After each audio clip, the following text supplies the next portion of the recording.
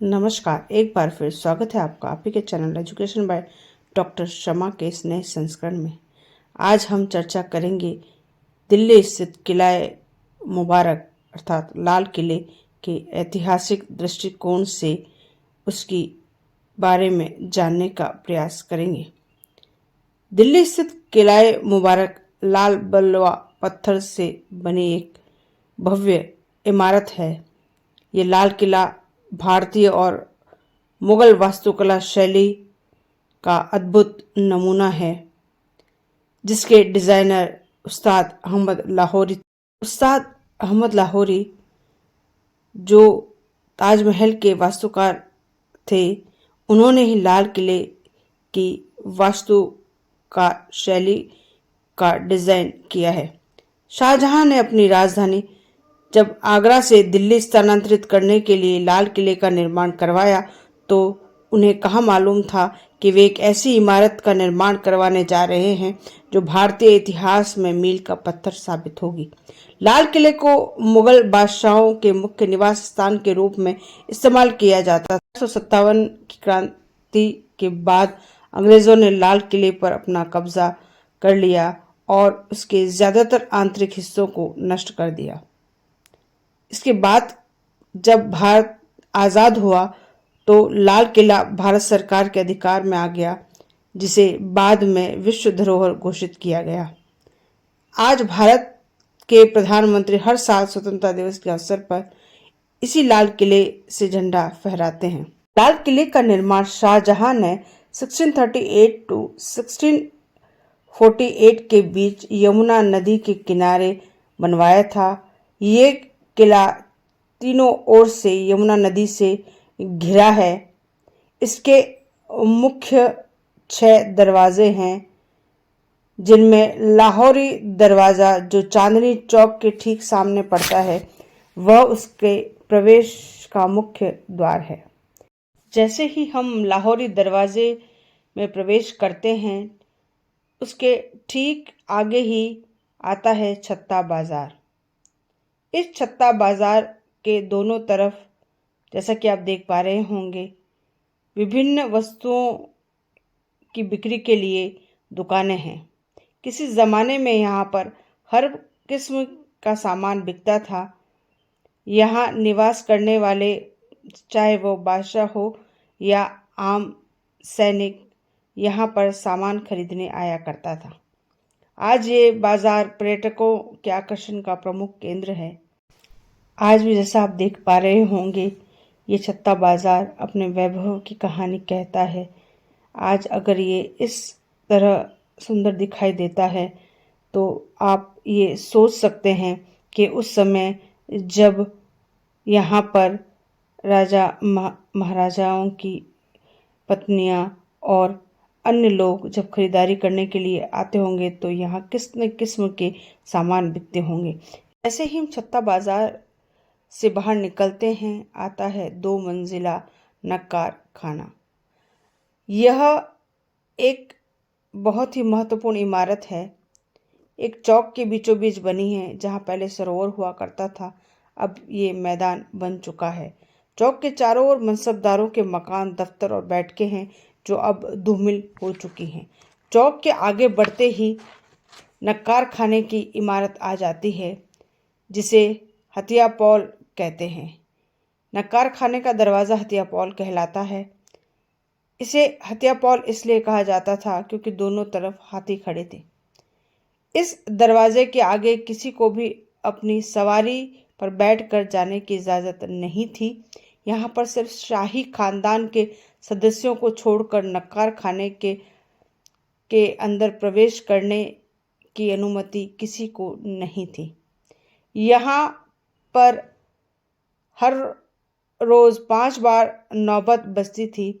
रविवार को सारा दिन ही नौबत बजाई जाती थी। इसके अलावा बादशाह के जन्म पर भी पूरे दिन नौबत बजा करती थी। इसी नौबत खाने में मुगल बादशाह जहादर शाह और फर्रुख शेर का कत्ल किया गया था। नक्कार खाने से आगे जाने पर हमें सीधी नज़र पर दीवाने आम दिखाई देता है।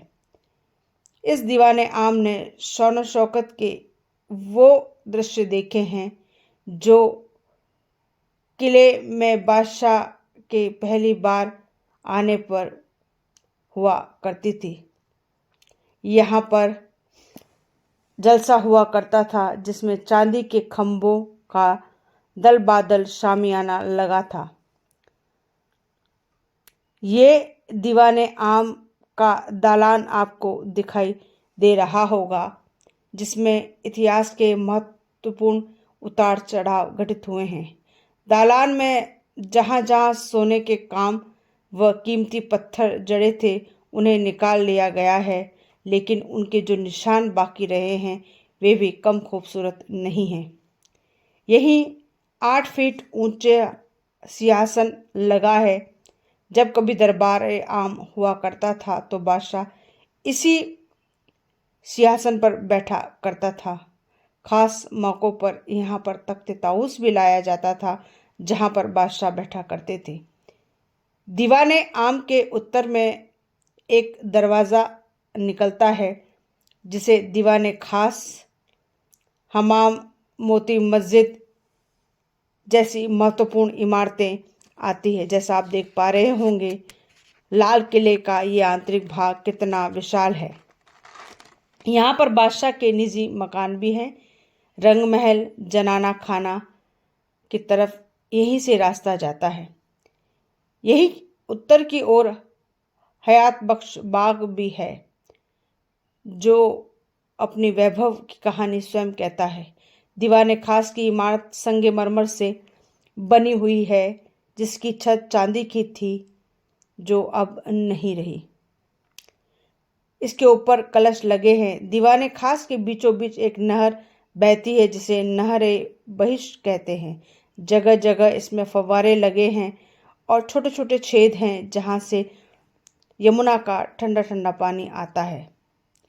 इसमें संगमरमर का एक चबूतरा भी है जिस पर तख्ते ताऊस रखा गया था। यहीं पर एक कवि ने लिखी पंक्तियाँ लिखी हुई है कि यदि पृथ्वी पर कहीं स्वर्ग है, जन्नत है तो वो यही है, यही है, यही है। यही ईरान का बादशाह नादिर शाह शाहजहाँ से मिला था और यही नादिर शाह ने तख्ते ताऊस को देखा और जब वो दिल्ली लूट कर गया तो वो अपने साथ तख्ते ताऊस भी ले गया। ऐसा माना जाता है कि नादिर शाह ने बादशाह से पगड़ी बदल ली और जब पगड़ी बदली तो कोहिनूर हीरा भी उसी के साथ चला गया। दीवाने खास से उत्तर की ओर जाने पर शाही हमाम है जिसमें 3 बड़े कमरे हैं। ये स्नान गृह हौज से युक्त है जिसकी दीवारें व फर्श कीमती रंगीन पत्थरों से युक्त है। यहाँ ठंडे और गर्म पानी की आमूल व्यवस्था है। हमाम में नहर भी थी जिसे पानी पहुँचता था। पानी को गर्म करने के लिए हजारों कुंटल लकड़ी को जलाया जाता था। यहाँ पर फव्वारे हैं जो गुलाब जल के छिड़काव किया करते थे। तो आप देख सकते हैं कि कैसी शान शौकत की जिंदगी बादशाह जिया करते थे। हमाम से उत्तर की ओर अगर हम बढ़े तो बहादुर शाह द्वारा बनाया गया हीरा महल है जिसका निर्माण उन्होंने 1824 में करवाया था। नहर ए बहिश जो उत्तर से दक्षिण की ओर बहती है यहाँ से गुजरती है और दीवाने खास की ओर जाती है। शाहजहां द्वारा बनाया लाल किला जहां पर औरंगजेब ने मोती मस्जिद का निर्माण करवाया जो संगमरमर से बनी एक महत्वपूर्ण खूबसूरत इमारत है जिसका दरवाज़ा तांबे से बना है। बादशाह उसकी बेगमों के लिए ये मस्जिद बनवाई गई थी। 1842 में बना बहादुर शाह जफर महल भी इस इमारत को खूबसूरत बनाता है। लाल पत्थरों से बना ये जफर महल महताब बाग के बीचों बीच है जहाँ आने जाने के लिए पहले एक पुल भी हुआ करता था जो अब नहीं रहा। बाद में अंग्रेजों के समय ये फौजियों के तैरने का स्थल बनकर रह गया। आगे जाने पर दीवाने खास के दक्षिण में संगमरमर से बना तस्वीर खाना है, जहाँ पर न्याय का तराजू रखा जाता था। तस्वीर खाने के आगे बादशाह का शयन कक्ष है, जो अपनी भव्यता स्वयं कहता है, जिसे रंग महल कहते थे, जो ब्रिटिश काल में रसोई घर बनकर रह गया। ये आप जो देख पा रहे हैं वो सैनिकों के जो है मकान है, जहाँ पर सैनिक रहा करते थे। और यही मुमताज़ महल भी है, जिसकी छत सुनहरी हुआ करती थी, जो बाद में 1857 की क्रांति के समय कैद खाने के रूप में प्रयोग हुई और आज ये संग्रहालय है। तो ये लाल किला जो अपने वैभव को आज भी बताता है।